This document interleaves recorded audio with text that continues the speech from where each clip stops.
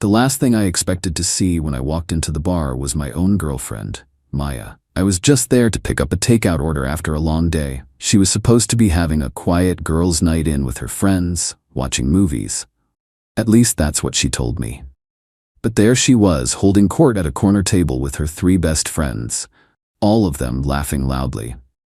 I was about to walk over and surprise her when I heard my name. I froze near the service station, partially hidden by a fake plant.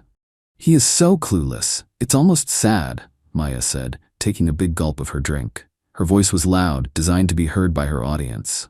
"I'm seeing my affair partner tonight. My boyfriend thinks I'm out with the girls." Her friends exploded into laughter, not just little giggles but full-on back-slapping howls. One of them, Brianna, wiped a tear from her eye and said, "Maya, you are going to get caught one of these days." "Please," Maya scoffed, waving her hand dismissively. "He trusts me completely. He's a good little provider, works all day, comes home, pays the bills, the perfect cover." The bartender looked over at me, holding my bag of food.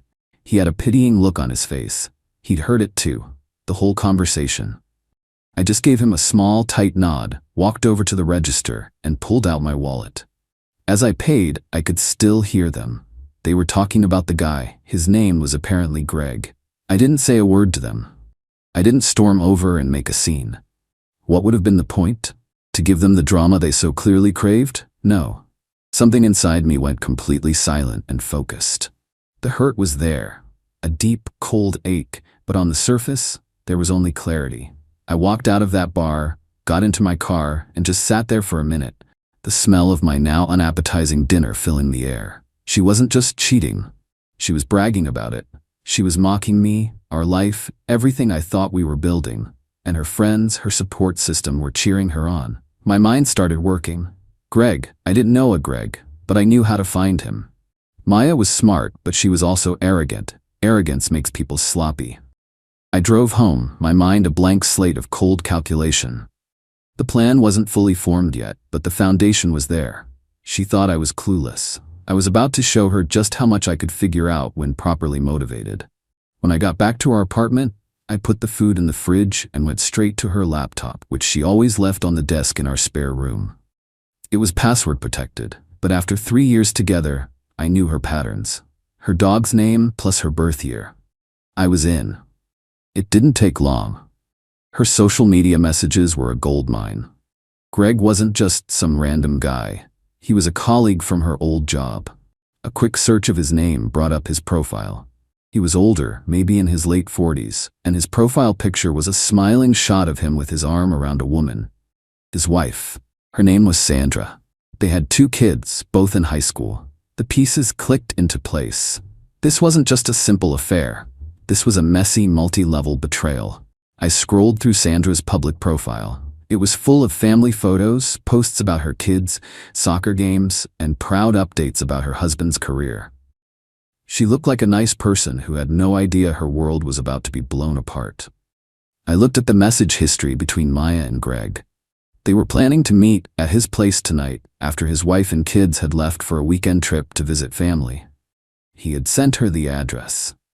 A nice house in the suburbs, about 45 minutes away. My first thought was to just send everything to Sandra. The messages, the pictures, burn it all down.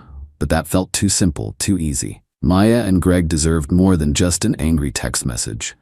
They deserved a consequence that was as public and humiliating as their own arrogance. A new plan began to form, more intricate and far more satisfying. Maya thought she was going to her affair partner's house for a secret night together. She was right about the house, but the person waiting for her inside wasn't going to be Greg, and I was going to make sure of it. Update 1. The 48 hours after I discovered the affair were the most focused of my life. I operated on pure adrenaline, every action precise and deliberate. My first task was to get Greg out of his own house on the night of the planned meeting. This required some digging. From Greg's public profile, I knew where he worked. It was a mid-level tech company. I also found his job title. A little more searching on a professional networking site gave me the name of his direct supervisor. People share a surprising amount of information online. My plan needed a believable emergency, something that would pull him away from his house without question. I created a temporary, anonymous email address. Posing as a concerned colleague, I sent an email to his supervisor. I kept it vague but alarming. I wrote that I had overheard Greg talking about a major security flaw in their company's main client portal, and that he seemed to be planning to exploit it for personal gain over the weekend. I mentioned that he seemed agitated and was talking about making them pay. It was a complete fabrication, but it was the kind of corporate nightmare that supervisors are paid to take seriously. To make it more believable, I included a few technical-sounding buzzwords I pulled from his company's website. I sent the email on Friday afternoon, about 3 hours before Maya was scheduled to arrive at his house. The next piece of the puzzle was Sandra, Greg's wife. This was the most delicate part. I couldn't just call her. I needed to present the information in a way that was undeniable and made her an ally, not an adversary. I created another anonymous email account. I wrote a short, direct message. Sandra, I am a stranger, but I have information that deeply affects your family. Your husband, Greg, is having an affair. The woman he is seeing is named Maya. They are planning to meet at your house tonight. I have attached screenshots of their conversations, including their plans for this evening. I am sorry to be the one to tell you this. What you do with this information is your choice. I attached a dozen screenshots, the most damning ones. The ones where they talked about her and the kids being out of town.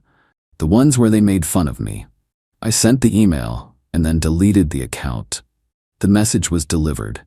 The rest was up to her. The final and most crucial step was ensuring Maya could get into the house. I knew Greg would be in a panic after a call from his boss. He'd be distracted. I needed to make sure the door was open for the drama to unfold.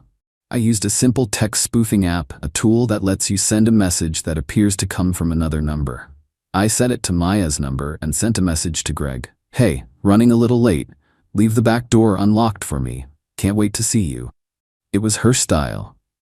Arrogant, a little demanding. He wouldn't question it. With all the pieces in place, all I had to do was wait. I spent that evening at my own apartment, tracking Maya's location through the app we shared, an app she insisted we get for safety, but which I now realize she used to make sure I was where I was supposed to be.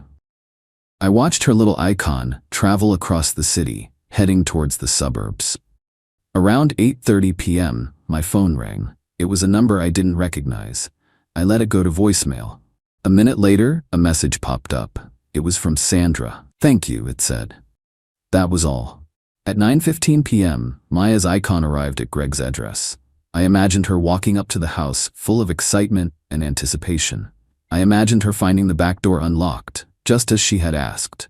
I imagined her stepping inside, expecting to find her affair partner, only to be met with the cold, hard reality of his wife. The silence on my phone was deafening. I knew the storm was breaking, and I was miles away, perfectly safe. Update 2. The first call from Maya came at 9:27 p.m. I ignored it. Then another, and another. A string of frantic panic texts followed. Where are you? Call me right now. Something terrible has happened. I let them pile up, each notification a small victory. I had a beer and turned on a movie, but I couldn't focus. My attention was to my phone. Then came the voicemails. The first one was just her, sobbing, barely able to speak. The second one was more coherent. Her voice was a choked whisper. She was here. His wife was waiting for me. She knew everything. She had pictures. Our texts. How did she know? She kicked me out. She threw my purse into the yard. I'm standing on the street. Greg won't answer his phone. Please, you have to come get me. I'm scared. The sheer, unadulterated panic in her voice was exactly what I had expected. Her perfect secret world had imploded, and her first instinct was to call the very person she had betrayed to come and rescue her. The irony was delicious. I didn't call her back. I didn't text. I just let her stand there on a dark suburban street 45 minutes from home with no purse and no ride. An hour later, the calls started coming from Brianna, her friend. I ignored those too. Then came a text from a number I didn't recognize, probably another one of her friends. Dude, whatever is going on between you and Maya, she's stranded and freaking out. You need to go get her. This isn't cool. I finally responded to that one. She told me she was having a girls' night in. If she's somewhere else, she must have her own ride. She's an adult. She can figure it out. The fallout over the next few days was a cascade of consequences. I got home from work on Monday to find a note taped to my apartment door. It was from Maya, a long, rambling apology scrawled on a piece of notebook paper.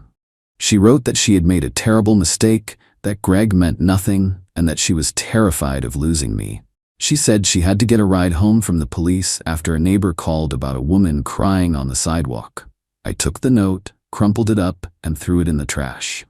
The next day, I got an email from Greg. It was a pathetic, groveling message. He begged me not to tell anyone at our old company about the affair. He said his wife had kicked him out and was filing for divorce. He said he was ruined. He clearly thought I was the one who had contacted his boss about the fake security threat. I didn't correct him. I replied to his email with a single line. Consequences are a funny thing, aren't they? Maya, realizing that apologies and guilt trips weren't working, tried a different tactic. She showed up at my apartment. I didn't let her in. I spoke to her through the closed door. "Go away, Maya," I said. "Please, just let me talk to you," she pleaded. "I need to get my things." "I'll pack your things for you," I said.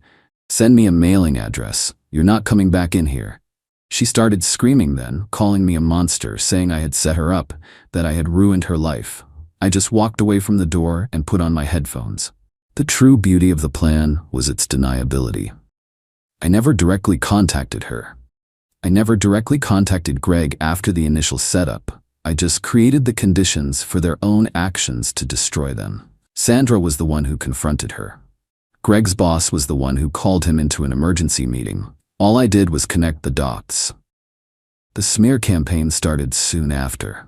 Maya told all her friends that I was a psychopath who had stalked her and set her up. But the story had too many holes. Why was she at a man's house in the suburbs if she was supposed to be at a girls' night? How did his wife know she was coming? Her friends, especially the ones who had been at the bar, started to distance themselves. They had been happy to laugh at the joke when it was on me. They weren't so happy to be associated with the messy reality. The final piece of the puzzle fell into place when Sandra contacted me again. She sent me a long email thanking me. She said that my email had been the final push she needed to leave a marriage that had been unhappy for years. She also told me something interesting. In their divorce proceedings, Greg had to disclose his finances. It turned out he was deeply in debt, something he had hidden from everyone, including Maya. The fancy lifestyle he had been promising her was a complete fantasy. So not only had Maya's affair partner been exposed, but he was also a fraud. The life she was trying to upgrade to didn't even exist. Final update: it's been 3 months now, and the dust has finally settled. The aftermath of that one night has been more comprehensive than I ever could have planned. After I refused to let Maya into the apartment, she had her father call me. He tried to be intimidating, talking about her rights as a resident. I calmly explained that her name wasn't on the lease and that she was welcome to pursue legal action if she felt she had a case.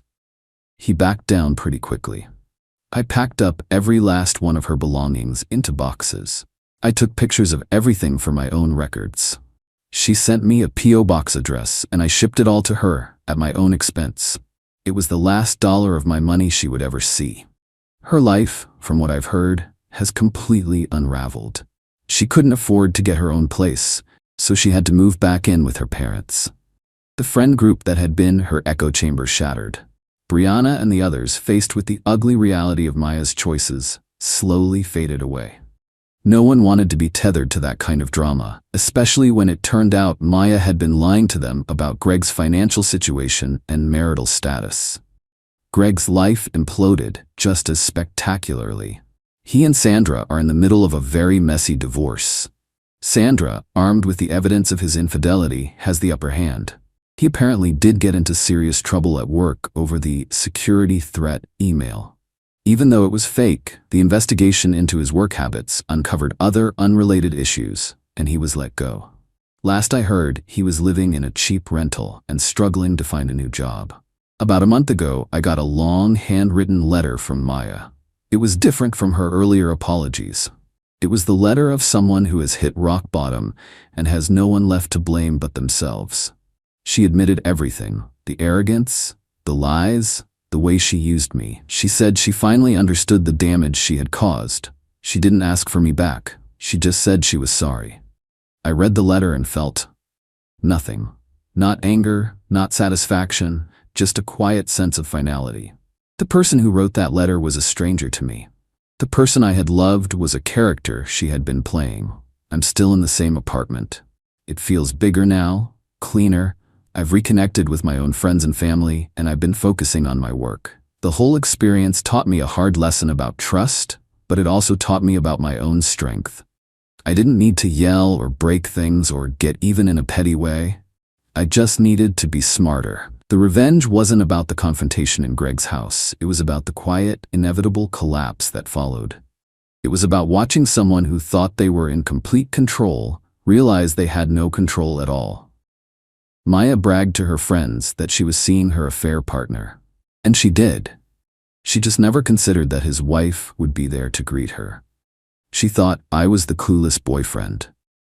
In the end, the only person who was truly clueless was her. And that's a satisfying end to the story.